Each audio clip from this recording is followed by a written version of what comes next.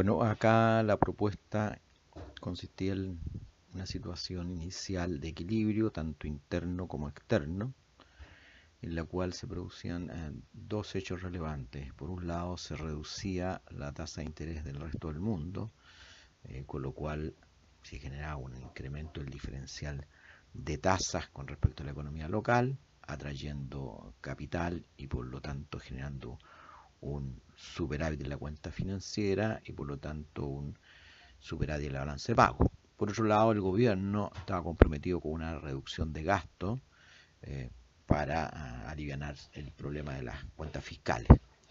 Entonces, en un contexto de tipo de cambio fijo, como se propone en el problema, el superávit hay que eliminarlo por política monetaria. Básicamente lo que hay que hacer es eliminar todo el exceso de oferta de divisas y eso va a implicar necesariamente un incremento de la oferta monetaria que reduzca la tasa de interés o que comprando las divisas se produzca el mismo fenómeno, de tal manera de eliminar el superávit, de tal manera de que no fluctúe el tipo de cambio. Eso es lo relevante.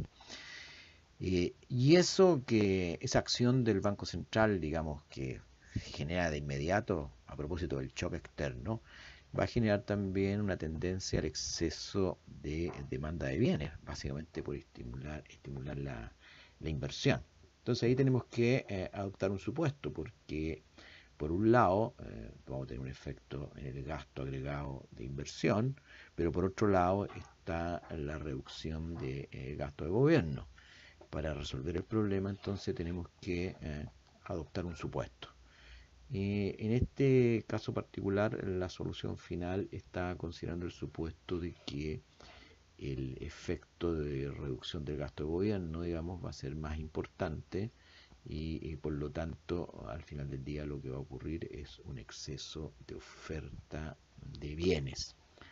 Entonces, primera cuestión relevante en la solución, darse cuenta que a propósito de la perturbación externa, a propósito del tipo de cambio fijo, en el mercado de bienes estamos obligados a adoptar un supuesto para poder resolver el problema y saber cómo finalmente la economía se va a equilibrar.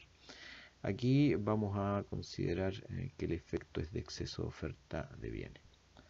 Ok, entonces si lo que tenemos es un exceso de oferta de bienes, adoptamos esa como el efecto predominante, entonces tenemos que ver cómo la economía se va a ajustar. Bueno, ahí está el clásico, digamos, efecto de inventario, desincentivos para producir. El efecto relevante ahí nuevamente es que mediante ese mecanismo lo que finalmente vamos a obtener es una reducción de la demanda por liquidez con el efecto sobre tasa de interés.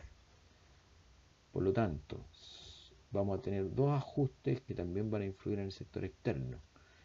Por una parte, la tasa de interés se va a seguir reduciendo, fruto de la menor demanda por liquidez, pero por otra parte, la renta del producto se va a ir reduciendo. Y esto tiene un efecto en el sector externo. Por un lado, la reducción de renta trae como consecuencia la disminución de las importaciones y eso va a generar una tendencia a mayores exportaciones netas y por lo tanto superávit en cuenta corriente. Pero por otro lado vamos a tener la reducción de tasa interna que reduce el diferencial y por lo tanto tendencia al déficit en cuenta financiera. Entonces por un lado superávit en cuenta corriente y por otro lado déficit en cuenta financiera. Entonces de nuevo ahí el resultado va a depender de la movilidad de capital en esa economía. El enunciado consideraba que había alta movilidad. Entonces, dado que el enunciado consideraba eso, debemos suponer que el efecto tasa va a ser más relevante, el efecto en el déficit en la cuenta financiera, que el efecto renta que genera superávit en la cuenta corriente. Por lo tanto, de ahí se deduce que necesariamente van a generarse déficit en balance de pago.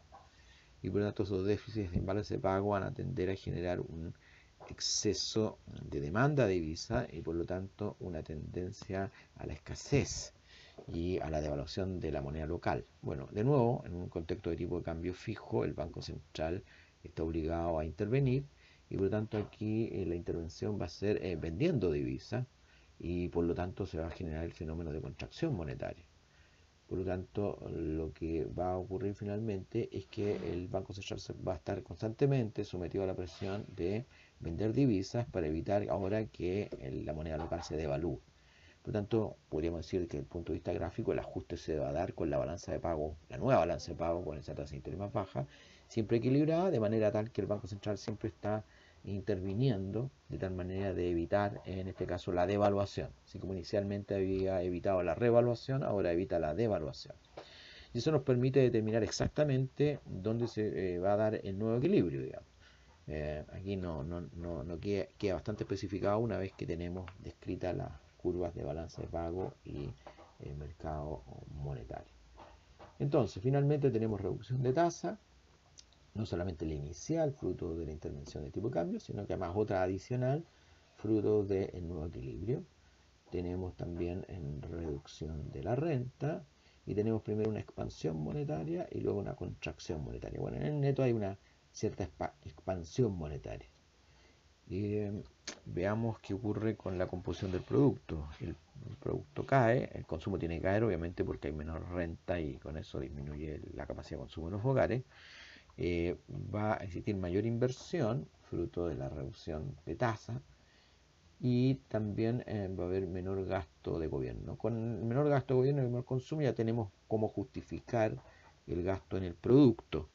No importa que haya incrementado la inversión, digamos. Por lo tanto, de esas tres componentes del gasto agregado no es posible implicar una condición sobre las exportaciones netas. Las exportaciones netas podrían aumentar o disminuir. Ahora, en este caso particular, las exportaciones netas están solo afectadas por la renta. Por lo tanto, en este caso particular, dado que la renta disminuye, entonces las exportaciones netas necesariamente van a aumentar, producto que solamente van a disminuir las importaciones. Entonces ahora tenemos que ver si este resultado, que es único, no hay ambigüedad, es coherente con el resultado que podemos tener en la balanza de pago. Entonces vamos a considerar una situación inicial de balance de pago donde existe superávit en cuenta financiera y también un déficit en cuenta corriente. Entonces ya sabemos el efecto en cuenta corriente, dado que van a aumentar las exportaciones netas, el déficit en cuenta corriente entonces debería disminuir. Ahora bien, este hecho tiene una implicancia. La implicancia es que el superávit en cuenta financiera también debería disminuir. Entonces de ahí se puede sacar un resultado. Si el superávit en cuenta financiera disminuye, significa que la reducción de tasa interna, inicial y la después, a la medida que la renta cae, tiene que ser mayor que la reducción de tasa del resto del mundo. De tal manera de que la diferencial de tasa al final del día disminuya y con eso disminuya el superávit en cuenta financiera que había inicialmente. Esa es la última inferencia que se puede obtener de esta solución. Ok, con eso entonces tendríamos desarrollado el problema. Espero que en la evaluación de hoy día puedan mostrar un mejor desempeño. Mucho éxito.